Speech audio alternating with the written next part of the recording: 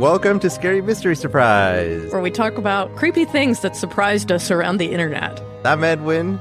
I'm Michelle. Let's get popped. Okay. I guess we'll get started on our show now. It's Scary Mystery Surprise. I can whisper because my mic is good. Why are we whispering? You know I can't whisper, Michelle. You can't? Why not? I always sound like this. I'm like the awkward person who you don't invite to sleepovers. The one that the librarian's always like, shh, shh, shh. That's me. At the movies, I'm just like, can you move over, please? Edwin, that's your full voice. So today we're doing something that's near and dear to my heart. I grew up in Washington, everybody, so I felt like I needed to talk about, since it's overcast today, it's making me nostalgic. I thought I'd talk about the Pike Place Market.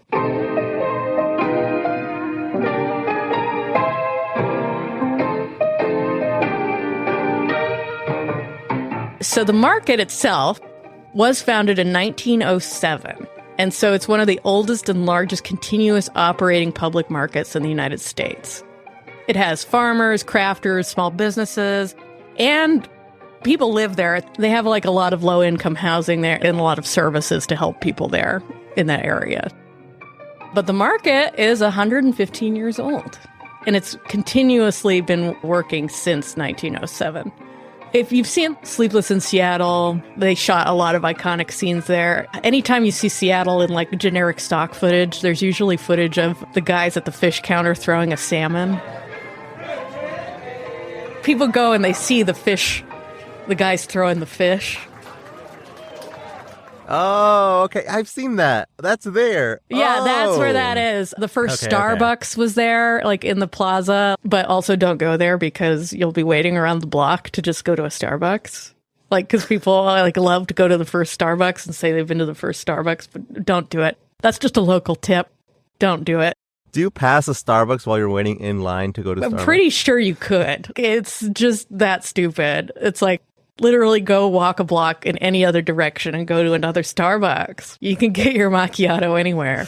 Also, there's better coffee shops in the Pike Place Market. Does it look old? Yeah, it does. It can be very crowded, too, because it is touristy. But as someone who grew up there, I still like to go to Pike Place Market and wander around because it's so cool. There's parts of it that are so weirdly magical and stuck in time that you do feel like it's 1907 still. It's very weird. It's very cool. But here's the thing. It is probably the most haunted place in Seattle, if not the most haunted place in Washington. Ooh, okay. That's odd. Well, yeah, I mean, it's really old. The first haunting I'm going to tell you about, one of the market's most famous and popular visitors is Princess Angeline, the eldest daughter of Chief Seattle. Her Duwamish name is Kikasolo, which I looked up. So Duwamish is the tribe. So it's spelled like Kiki So Blue, but it's pronounced Kikasolo. The early settlers changed her name because they thought she deserved a quote-unquote nicer name than that. They dubbed her Princess Angeline. So they called her Princess and they called her Angeline. Better than Mary. Yeah, better than Mary. I mean, just some sort of generic... No, I like her for her original real name. That was yeah. cool. Through the 1855 Treaty of Point Elliott, it required all Duwamish Indians to leave their lands for reservations, but Princess Angeline ignored the order and remained in the city, living in a waterfront cabin on Western Avenue between Pike and Pine, which is basically right where the market is now. Angeline made her living taking in laundry, selling hand-woven baskets on the downtown streets of Seattle. Becoming a familiar figure, the bent and wrinkled old woman, most often seen with a red handkerchief over her head, a shawl around her shoulders, and strolling with the aid of a cane, became a familiar sight along the waterfront. So there are like famous photos of her, and she's like a scrunched old woman. Like she's very hunched and she's very wrinkled and she's very... Yeah, she just looks small in these photos. Like she looks like a little bit like a raisin. You know, like one of those women that's maybe become a raisin. At the age of 85, Princess Angeline died on May 31st, 1896. Here's the twist. Angeline was apparently not ready to leave, as she has been spied at the Pike Place Market for decades. Ooh. The market, built upon the site of her former cabin, is said to remain the home of her restless spirit. Over the years, many people have reported seeing her, believing that she is a real person until she suddenly disappears in front of their eyes. Oh, wow. Okay, that's cool. Just like the real Angeline, this spirit is said to move very slowly as if her feet barely touch the ground. Others have reported that the figure sometimes changes color from a glowing white shade to lavender, blue, and pink. She's most often sighted near a rough wooden column in the center of the lower level. Several have reported that the column is seemingly surrounded by cold air and that photographs have displayed abnormalities. I guess several Native American shamans have tried to do several exorcisms in an attempt to free her. Wait, so they think that she's evil? Exorcisms? No. Like, They're just trying to release her, I think. I think she's not evil. But she continues to roam the market. Whoa. So, the way that it's described is I just imagine like her like on a hoverboard, changing colors. Just like cruising, like this old lady with this really cute little red bandana, and she's just changing colors on a hoverboard just so Angeline could be haunting any of the old floors on her hoverboard. It's like, oh, wrong floor. So yeah, she's just like cruising around. Wait, so it's an actual building. Yeah. I imagine it like a parking structure. I want to look this up. Yeah, look it up. There's like a lot of cool little videos too. Oh wow. Okay, so it looks. Whoa. Okay, I like the sign. Yeah, the sign is iconic.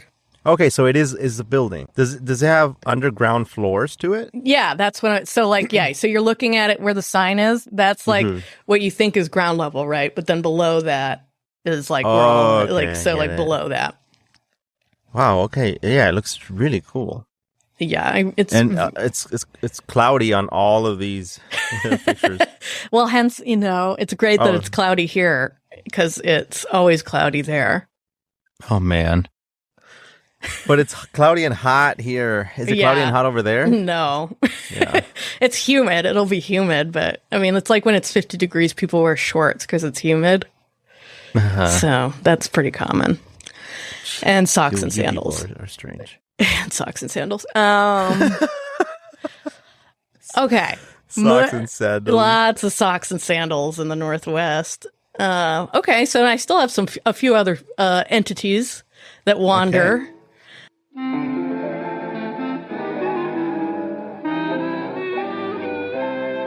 The restless spirit of Arthur Goodwin, the nephew of the original Pike Place Market developer. Arthur's silhouette is often seen looking down from the library, and this is why I included it, because it was hilarious. He's also been seen swinging a golf club in his old office. Oh, okay, that's like a weird ghost silhouette to see, like that's swinging. Just swinging away, just practicing his ghosts, man. Ghosts are so random. It's almost as funny as the slap. As the slap, and then the golf. He's got to practice his putting swing. His swing. But how do they know that it's him? Like, is it? Did he? It's just because it was his office. It was his old office, so they're just assuming it's him. This next ghost, if Edwin was going to go to Pike Place Market, he'd want to go to this place. So there's this magic shop, old like Houdini magic tricks magic shop. This magic shop is said to be haunted by the spirit of a woman who inhabits a crystal ball. Her name is Madame Nora. This restless spirit haunted Pharaoh's treasure shop before landing at the current magic shop. According to the tale, Pharaoh's treasure received the crystal ball from an old woman who wanted to trade it for a scarab. For what? For a scarab. Like, one of those weird little Egyptian beetle scarab things. I know it because I watched The Mummy in the 90s. Though the old woman warned the shop owner that the spirit of Madame Nora was residing in the crystal ball, the owner thought little of it and made the trade. It seems like, why? Why? Like, if you're warned someone's living in a crystal ball, why? Why doubt it? I kind of get it. And of course, almost immediately, unexplained things began to happen. Most notably, numerous objects began to move during the night. Madame Nora is said to have been a woman who ran a place called the Temple of Destiny in the early days of the market. She is known to have practiced crystal gazing, Egyptian sand divination, and Indian psychic projection. She continues to leave her paranormal imprint today.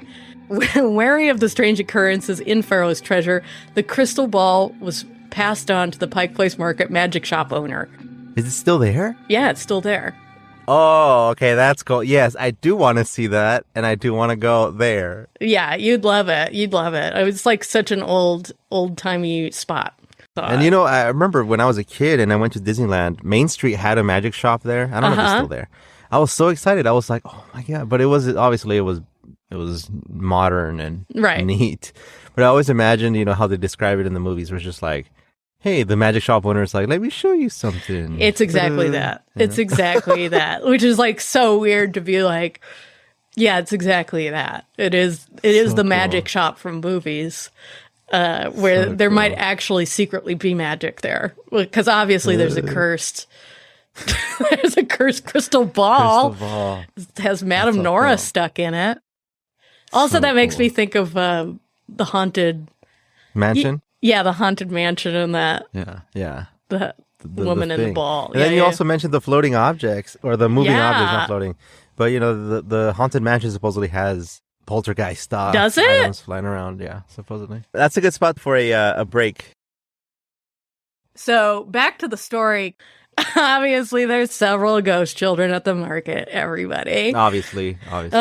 People see children up in the main arcades wearing knickers and little white shirts, and they're darting between people and crossing Pike Place, and there are children that are seen on the lower levels. Quite a few of them have actually interacted with shop owners, and the shops have named them because they're so common? Yeah, they're so common.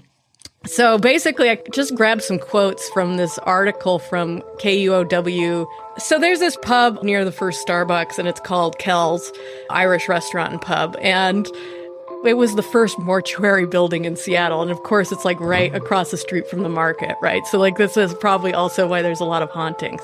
But they say there is a cute little red-haired girl who scares everybody. She haunts the stairs that go between the levels. Wow. I like that. I like that because you said she scares everybody, so she's probably really creepy looking or something. And then there was or a boy who's been seen at night by the janitor and a teacher when the Pike Place Market childcare and preschool was on the third level of that building. They used to see a little boy hiding in the shops. This is the quote. He's all the time playing hide and seek, but when you see him, he's got brown hair and he has no eyes. Oh, no.